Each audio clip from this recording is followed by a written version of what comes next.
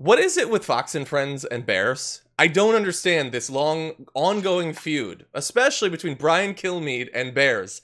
There's some trauma there that we're going to try to delve into. But I want to give credit to Bobby Lewis of Media Matters, who tweeted out footage from today on Fox and Friends involving a viral video of a hiker who's very calm when a bear comes close by. So go into this video for the hiker, stay for Brian Kilmeade challenging a bear to a race. I think we should move. Just slow. Oh man, Julia Tupi slowly walking away as a giant black bear comes just feet away from her. This is on a New Jersey hiking trail. The internet completely amazed by her composure, giving her that new nickname. I would not be that calm. Send it back to you. Are they faster than us, bears? Are they faster? I don't want to find out. I don't have personal experience. Their claws are huge. One swipe. And But they're not in good shape. Oh, they're in good shape, Brian. They have a gut. I saw so one strong. climb 50 feet up a tree next to my house.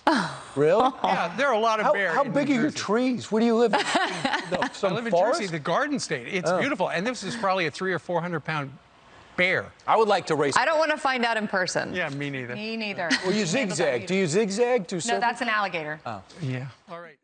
Okay, so Brian, be careful, man, because you got to get your right running technique for the right animal, or I'm worried something's going to happen to you, buddy. I was giving him the benefit of the doubt for the majority of that video that he was joking. And I was like, you know what? Conservatives get to have fun too. Mm-hmm. It's okay. Why not? He can say I can beat a bear. Why not? I may joke sometimes, be like, you know what? F that bear. Man, I'd beat that bear. And it'd be a lighthearted joke. But no, once Doocy told him he's seen it climb a tree in 10 seconds, he said, oh, really? I said, wait a second. He's not joking. Wait, he's not joking. Like, please, just joke. I would actually laugh at that joke, Brian. Just tell us, for the first time, tell us you were joking the way we've been saying Trump has been joking about everything. Hey, so I haven't watched a full bear documentary, but I've seen like 5 videos on bears. They move. Oh, boy, do they move. Mm-hmm. Mm-hmm. That is why bears are the scariest thing outside of sharks. And basically, bears are just land sharks anyway, but they're terrifying. Look, I am sure that some of what he was doing was extremely dry humor, but it was very funny, and it reminds me of the Bobby Moynihan impersonation of him on SNL. But anyway, the reason I bring this up is not just because there's one video where he's challenging a bear to a race and saying they have guts, that they're out of shape. It's that, as I alluded to in the intro, he has had something against bears for some time. So I want you to take a look at this video. This is from November of last year, where they are doing just a normal morning show sort of routine about pandas. And now that he's 4 years old, Bebe will go to a conservation center where he will eventually enter a breeding program. But the panda will be riding in style to China. Check it out. FedEx plastered his face on their plane. So look at your headlines. I wonder if he'll know. I wonder if he'll see the face and be like, oh, that's me. Probably not. Well, if you can look through his cage. Maybe. Is it true pandas look alike? Is it true? They have, Yes, they're very similar. They all look a lot alike. Right. This is the only panda, though, that has his own plane. He has a private now. plane. When you absolutely, positively have to get back home. I overnight. wish I knew how this panda mania started, but my entire lifetime we've been fascinated with pandas and their procreation. So I cute and don't. little. I have no interest in pandas. I don't care if they're all dead tomorrow. I think it had to do what? I don't need pandas. We have Kodiak. Oh my gosh, you're going to have so many panda people coming after you. But if they don't want to procreate, don't make them. All right. Glad we had that conversation. Fox News alert. That's my favorite part. When Doocy's so done with it, yeah, glad we had that conversation. The What's thing is, Doocy? can I predict? Yes. Do you feel the same way about pandas? That you don't care if they don't want to procreate, don't make them procreate? Not at all. I don't feel that way at all. I'm surprised. I'm surprised. But I mean, I have a general aversion to bears. Like, you know, my wife, we went to cabins and stuff, and we'll stay up in the mountains.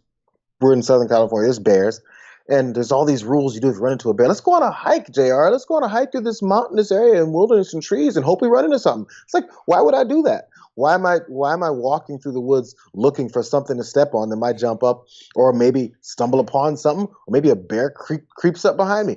None of those things interest me. That's not a vacation. That's like, what am I doing that for? So yeah, I have those feelings for bears. Like, I don't want to run into one. It's about the extent of it. I don't think they shouldn't exist. Yeah, like I love nature. I love animals. I will never do anything to rid the world of bears. But like, if there were less, it's not on my radar.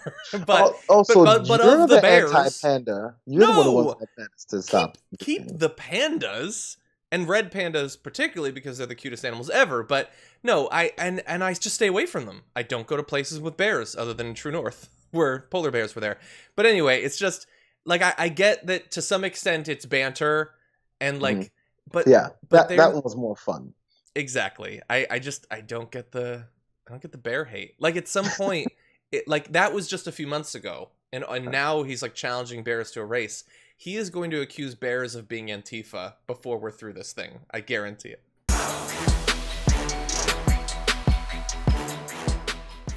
Check out the Damage Report podcast each day, wherever you get your podcasts, whether Pocket Casts or Stitcher or iTunes.